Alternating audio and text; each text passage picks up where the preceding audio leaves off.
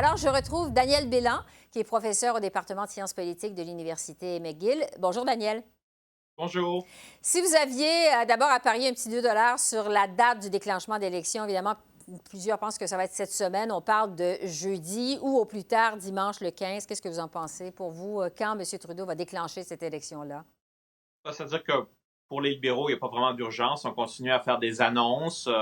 On dépense de l'argent partout à travers le pays. On essaie de lancer un message aux électeurs avant que la campagne ne commence. On continue aussi à nommer des candidats parce que tous les candidats n'ont pas encore été nominés. Donc, je pense que oui, ça va probablement se passer vers la fin de la semaine ou peut-être qu'ils vont attendre jusqu'à dimanche. Mais certainement pour les libéraux, ils considèrent qu'une campagne courte est à leur avantage, même si, sont en gros à égalité avec les conservateurs dans les sondages pour ce qui est des intentions de vote. Mais si on regarde les projections pour ce qui est du nombre de sièges, ils ont un avantage. Alors, je pense que pour eux, une campagne courte, ils considèrent que c'est une bonne chose. Oui, parce qu'effectivement, ça va être une campagne électorale plus courte que longue, qu'elle soit lancée n'importe quand cette semaine. Ça va être entre 36 et 39 jours. Donc, on n'est pas dans le maximum de 50 jours. Est-ce que ça veut dire qu'on va assister à du speed dating électoral? Oui, tout à fait. Le contraste est vraiment un contraste très fort avec l'élection de 2015, qui avait duré, la campagne électorale avait duré 78 18. jours. 78 jours. Alors là, on a une campagne beaucoup plus courte et la loi a changé, donc ça peut pas être plus de 50 jours, mais là, on va être bien moins que ça, moins de 40 jours. Et ça va être, je pense que une leçon que les libéraux ont tirée de la campagne de 2015. Ils l'ont emportée, mais c'est que pour le gouvernement au pouvoir, avoir une campagne longue, ça peut causer des problèmes. Et c'est ce qui s'est passé pour les conservateurs de Stephen Harper en 2015. Donc là, on a une campagne plus courte et on essaie vraiment d'avoir le speed dating. Mais l'avantage des libéraux, c'est que Justin Trudeau est bien connu de la population. Il est premier ministre depuis 2015. Il a été évidemment candidat avant, alors que en tant que leader de leur parti, Andrew Scheer et Jack Meeting sont des nouveaux candidats. Donc, ils sont moins connus de la population que Justin Trudeau. Et ça, les libéraux doivent penser que c'est un avantage. Donc, une campagne courte avec un rythme rapide. Sur la question de l'isoloir, justement. Bon, Justin Trudeau est là depuis 4 ans. La question que les Canadiens vont se poser au moment de mettre leur bulletin de vote dans l'urne le 21 octobre, il y a des observateurs qui jugent que ce sera tout simplement est-ce que les libéraux méritent de rester au pouvoir? Ça serait quoi selon vous? Ça va être quoi selon vous, cette fameuse question de l'isoloir? Non, je suis d'accord. C'est la question des libéraux, de Justin Trudeau. Est-ce que les libéraux, oui, méritent d'être réélus malgré, disons, un leader qui est moins populaire qu'il l'était à la fin de la campagne en 2015? On a eu évidemment l'affaire SNC-Lavalin, on a eu le voyage en Inde, il y a eu disons que les perceptions du chef, donc de Justin Trudeau, sont moins positives qu'elles l'étaient peut-être en 2015.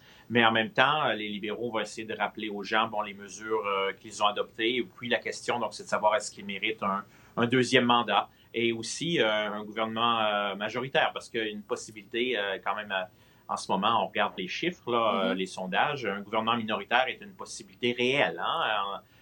Et donc, on va voir ce qui va se passer donc durant la campagne, mais ça va être une course serrée. Avant de revenir justement sur la possibilité d'un gouvernement minoritaire, du bilan de M. Trudeau, il y a un facteur qu'il faut prendre en considération dans une campagne électorale et c'est la volonté de changement, parce que ça peut être un facteur déterminant. Est-ce que, on le disait, M. Trudeau est au pouvoir depuis 4 ans, donc c'est un mandat, c'est pas 3, 4 mandats comme certains de ses prédécesseurs. Est-ce que vous sentez qu'il y a une volonté de changement au pays?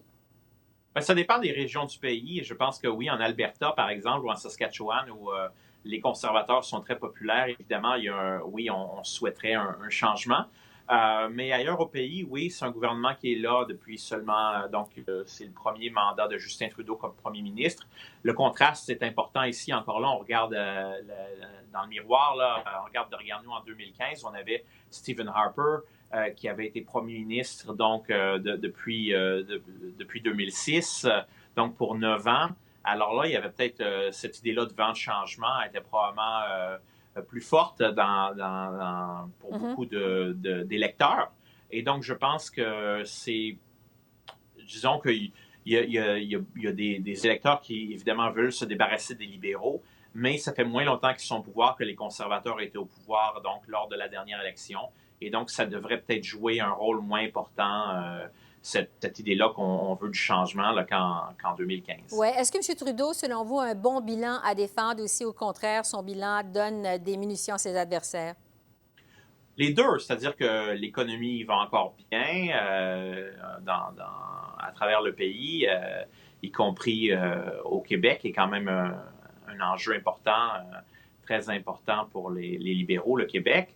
Je pense qu'il y a des aspects positifs au bilan, certains programmes sociaux aussi, l'expansion du programme du régime de pension du Canada, pour ce qui est des politiques familiales, mais il y a aussi des promesses qui ont été rompues concernant, par exemple, le mode de scrutin. Et puis, il y a aussi SNC-Lavalin et d'autres affaires. Donc, je pense que je pense qu'ils ont, oui, un bilan économique qui est assez positif, mais pour ce qui est du bilan fiscal, avec encore des déficits, puis le bilan concernant la réforme du mode de scrutin, je pense que c'est un bilan mitigé et les Canadiens vont devoir décider, au fond, quels sont les aspects qu'ils pensent, quels sont les aspects qu'ils trouvent les plus importants dans ce bilan mitigé. Est-ce que c'est l'aspect économique qui les apprécie?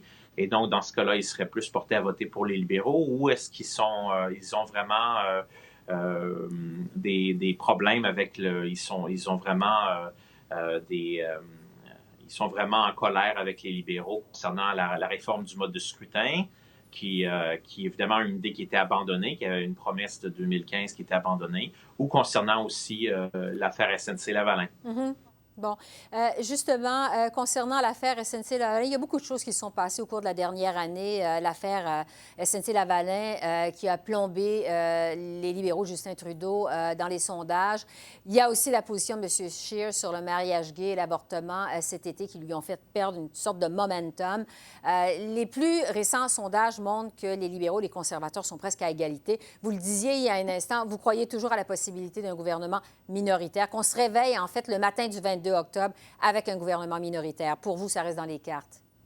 Oh oui, c'est une possibilité. Et ça peut être un gouvernement minoritaire, conservateur ou libéral. Non, c'est tout à fait possible. Et il y a des électeurs qui probablement souhaiteraient ça, avoir un gouvernement minoritaire. C'est pas nécessairement une mauvaise chose. Ça dépend de la dynamique. Et, pourquoi vous dites que ce n'est pas nécessairement une mauvaise chose? Avoir un gouvernement minoritaire, les gouvernements minoritaires dans l'histoire du Canada, certains gouvernements minoritaires ont fait beaucoup de choses par exemple, le gouvernement de Lester B. Pearson, dans les années 60, on crée des programmes sociaux importants, on joue un rôle important au Canada. Donc, c'est pas nécessairement parce qu'on a un gouvernement minoritaire qu'on peut rien faire ou que c'est un échec sur le plan des politiques publiques. Les gouvernements minoritaires peuvent faire beaucoup de choses et aussi, pour ceux qui pensent que, peut-être les premiers ministres dans un gouvernement majoritaire deviennent arrogants ou veulent tout contrôler ou n'écoutent pas vraiment la population, un gouvernement minoritaire, ça augmente la pression sur leurs épaules, en fait.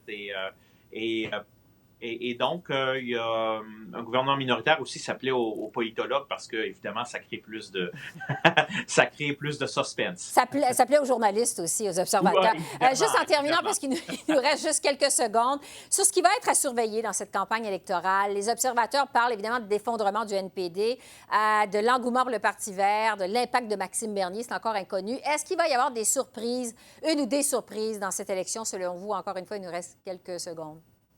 Peu importe la durée d'une campagne, il y a toujours des surprises et lorsque la campagne commence officiellement, il y a une sorte d'accélération du temps politique. Soudain, les choses s'accélèrent et les gens portent davantage attention à ce qui se passe. Et oui, tout peut se produire durant une campagne électorale, donc on va devoir surveiller, oui, les surprises et si ces surprises-là deviennent des enjeux importants durant une campagne qui est très courte. Pas pour rien qu'on dit Campaign Matters. Alors, Daniel Bélan, merci beaucoup. C'est toujours un plaisir de vous parler. On aura certainement l'occasion de se reparler dans les prochains jours, les prochaines semaines. Merci. Merci à vous, au plaisir. Au revoir. Bye bye.